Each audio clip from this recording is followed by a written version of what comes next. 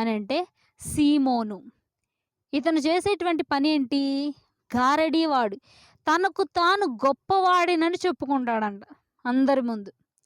So, అందరి దృష్టిలో తినే ఒక ప్రవక్త ఏమో, లేదా గొప్ప శక్తి కలిగిన వాడేమో అని చెప్పి అందరూ తన ఎదుట లక్ష్య పెట్టడం మొదలుపెడతారు ప్రజలు. సమరయ అనే ఊర్లో ఉన్నటువంటి ఆ ప్రజలందరూ గూడా ఈ సీమోనుని లక్ష్యపెడతారు. ఎందుకనంటే తనకు తాను గొప్ప చేసుకుంటాడు వాళ్ళందరి ముందు.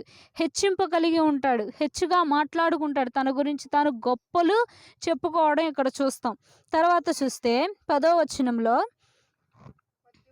కొద్దివాడు మొదలుకొని గొప్పవాని మట్టుకు అందరూ దేవుని మహాశక్తి అనబడిన వాడు ఇతడే అని చెప్పుకొనుచు అతన్ని లక్ష్యపెట్టిరి. చూసారు?